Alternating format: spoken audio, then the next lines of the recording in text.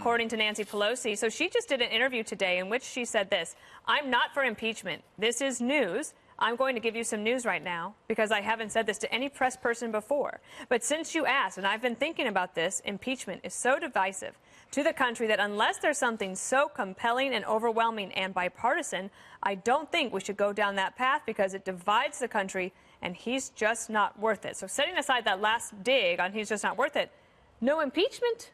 Well, what about that? She's a smart cookie, if I can still say that in this era. I think you're allowed. She knows impeachment will do three things. It'll bring out the best in Trump because he seems to rebound from antagonism. Likes to fight. Yeah, he likes to fight, too. It'll generate sympathy and anger and turn him into a folk hero, which is why he might even like the impeachment process, because look what it did to Bill Clinton. Three, it handicaps the Dems because they spread themselves too thin. They should be trying to win instead of trying to impeach. They got 2 years to figure this thing out. And she's saying, look, you try to win an election.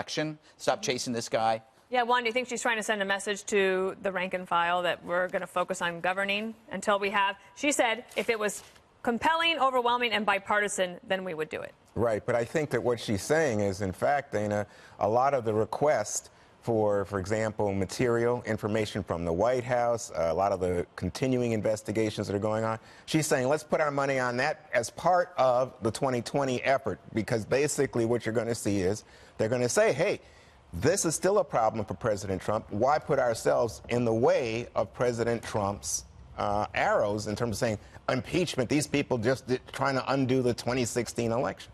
What do you think? She's trying to help the Democrats, Jesse? Well, it helps the Democrats and it helps the country. And rarely do those things coexist equally because it will divide the country if it's not an overwhelming high crime and misdemeanor. And if the Democrats overreach and impeach on something as partisan as, his taxes or something like that, or Stormy Daniels, you're going to see a huge backlash, and she's not going to have the gavel for that long. I'm not saying she's old. She's seasoned. She's seen this before. She's wise. She's very wise. You can have these House things flip in a heartbeat on war, on corruption, and on overreach. And remember, the last time the Democrats overreached on Obamacare, they lost the House for a couple Dagan, years. last word? This is why the Democrats took the House back, is because she sent this message out to them long before people went to the polls in November. If you go back and look at the messaging, she said, cut it with the impeachment talk. And then she can let Jerry Nadler and Adam Schiff and do whatever they want to about document requests and calling people to testify. Focus on but they will not be uttering that word. All right, well, we'll see what happens.